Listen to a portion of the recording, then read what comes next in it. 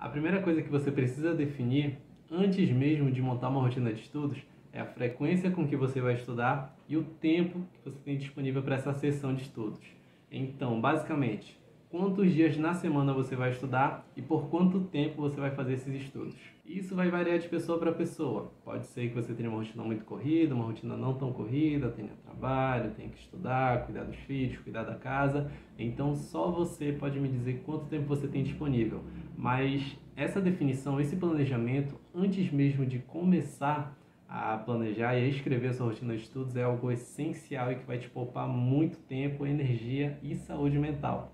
Porque quando você sabe o tempo que você tem disponível e a frequência que você tem disponível, você consegue se planejar no começo da semana e aí você já sabe exatamente o que você vai estudar antes mesmo de sentar para estudar. Organização é a base de tudo e é a chave para tudo.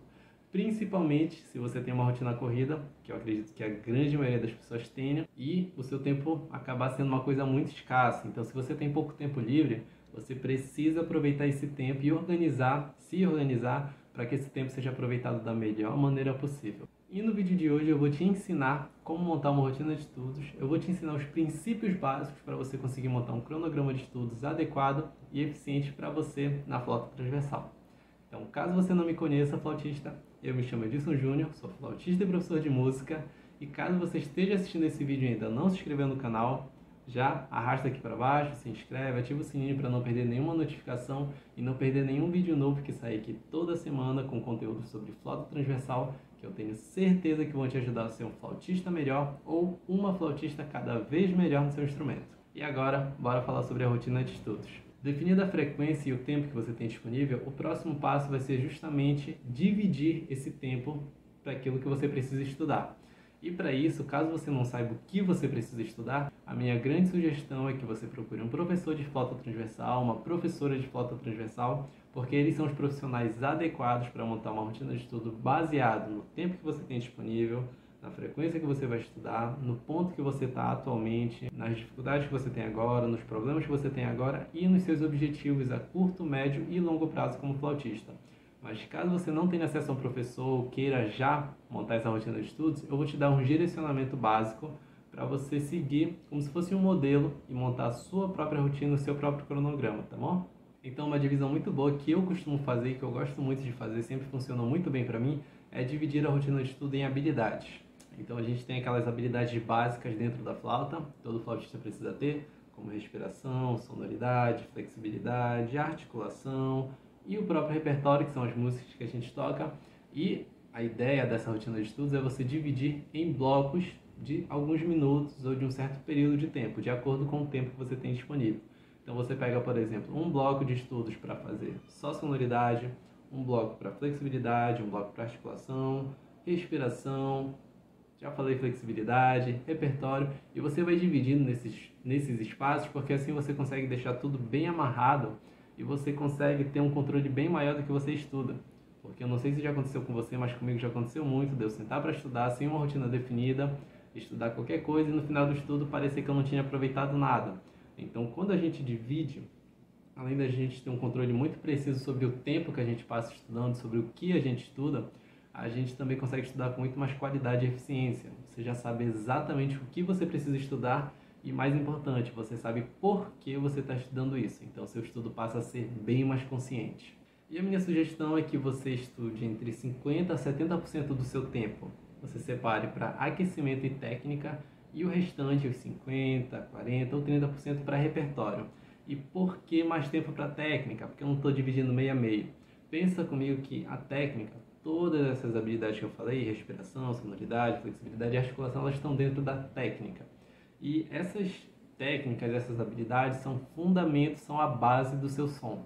Então, se você tem uma técnica bem evoluída, uma técnica bem consolidada, bem praticada, você consegue tocar com muito mais facilidade qualquer música. Porque na hora de tocar uma música, a única coisa que a gente está fazendo é pegando todas essas habilidades e jogando dentro de um contexto. Então, se você está com essa técnica em dia, fica muito mais fácil o estudo de repertório.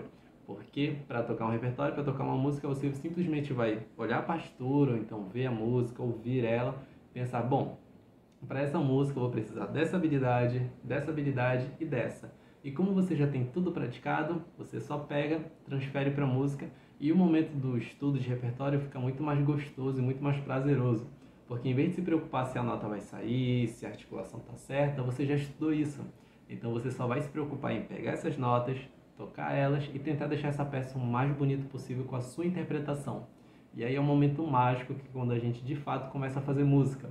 A gente para de se preocupar com a técnica, porque ela já está estudada, já está de certa forma saindo no automático, de forma natural, e a gente começa a prestar atenção naquilo que a gente está tocando, na emoção que a gente quer passar, no sentimento que a gente quer passar, e a gente se conecta com a música em si. Então a minha sugestão é essa: divide 50% a 70% para estudos de técnica e aquecimento também, que entra nesse quesito, e o restante para o estudo de repertório. E aí você começa a estudar técnica nos primeiros momentos de estudo e finaliza com o repertório. Por exemplo, se você tem 30 minutos disponíveis para o estudo, divida em 5 minutos para alongamento e aquecimento, que são essenciais. Eu já tenho um vídeo gravado sobre isso que eu vou deixar bem aqui, ou bem aqui, não sei a direção. 5 minutos para sonoridade, 5 minutos para respiração, 5 minutos para flexibilidade e 10 minutos para repertório. Então você divide nesses blocos bem amarradinhos e você sabe exatamente o que você precisa estudar. E aí, caso você tenha mais ou menos tempo, você simplesmente pega essa lógica e aplica para as suas necessidades, para as suas condições e para o ponto que você está atualmente. Só presta atenção em duas coisas. A primeira delas é que o seu estudo precisa ser progressivo, ou seja, você não vai começar estudando aquele exercício mais difícil, aquela técnica mais difícil que precisa mais de você porque você ainda está se aquecendo, você ainda está se preparando para esse momento. Então o ideal é que essa rotina de estudos comece bem leve, com alongamento e aquecimento com bocal, por exemplo, e aos poucos você vai adicionando camadas de dificuldade dentro desse estudo. Então começa com um alongamento e aquecimento, depois estuda a respiração, pega a flauta para estudar sonoridade, começa a estudar flexibilidade, termina em articulação, digitação e depois vai para o repertório.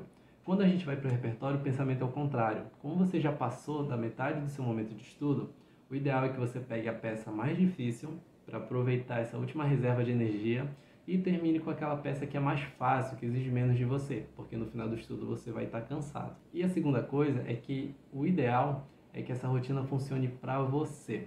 E é por isso que eu não posso chegar aqui e te dar um passo a passo do que você pode ou do que você precisa estudar para evoluir. Não posso chegar aqui e montar um cronograma que funcione no geral, que funcione para você, porque eu não conheço você. Para montar um cronograma, para montar uma rotina adequada e eficiente para as suas necessidades, eu precisaria conversar com você, eu precisaria te conhecer e principalmente ouvir e ver você tocando, para entender quais são os pontos principais, quais são as dificuldades principais e, baseado nos seus objetivos, nas suas necessidades, criar uma rotina aplicada para você. Por isso, seria irresponsabilidade da minha parte passar alguma coisa assim, mas eu estou te dando os princípios justamente para você aplicar. Então, defina o tempo, a frequência, as coisas que você precisa e quer estudar e divida nesses blocos de alguns minutos. E agora eu vou te dar 5 dicas, baseado em todos esses princípios que eu te passei, para você conseguir montar e consolidar essa rotina de estudos de forma muito mais eficiente e tranquila. A primeira dica é que você separe um local apropriado e um horário fixo, se possível, para estudar um instrumento. Então, um local adequado é um local em que você não vai ser incomodado por outras pessoas e que você consiga colocar todos os seus instrumentos, todos os seus equipamentos ali. Então, a flauta, uma garrafinha com água, um pano, a case da flauta, estante de partitura, suporte da flauta, se você tiver, todos esses instrumentos, todos esses equipamentos têm que estar num só lugar. E um horário fixo. É muito mais fácil de manter a animação nos estudos quando a gente tem um horário fixo para estudar. E fora que fica muito mais gostoso e muito mais prazeroso quando você vai estudar e já tem um cantinho todo arrumado, já está no horário fixo que você sabe que vai estudar. A gente não perde tempo arrumando o espaço de estudo e a gente também não perde tempo e nem energia ou saúde mental se preocupando com a hora que a gente vai estudar. Então, caso você consiga, separa um horário e um espaço fixo para isso. Segunda dica: qualidade é melhor que quantidade. Não adianta você estudar o dia todo, estudar longas horas por dia, se você não está estudando da forma certa. Qual é a forma certa? Estudar da forma certa é estudar para resolver problemas, é estudar de forma consciente. Ou seja, você está presente ali naquele momento, está prestando atenção em cada coisa que você está fazendo e está preocupado em solucionar aquelas coisas que você tem mais dificuldade. Então não adianta passar por 100 exercícios se você faz os 100 de qualquer jeito. Eu prefiro que você faça um exercício por 10 minutos do que estude 100 exercícios em 10 horas, direto, sem se preocupar com a qualidade. Então estuda um exercício lento, foca nas notas que você tem mais problema e sempre lembra disso. Qualidade é melhor que quantidade. Tá tudo bem se você não conseguir estudar o tempo que você planejou, nem estudar tudo que você conseguiu planejar naquele dia, desde que você consiga estudar aquilo que você consegue de uma forma eficiente e prestando atenção no que você está fazendo. Terceira dica, tenha momentos de descanso entre a sua sessão de estudos, principalmente se você estuda por períodos longos, a partir de 1 hora mais ou menos, mas até meia hora você já pode estar fazendo isso, que é o quê?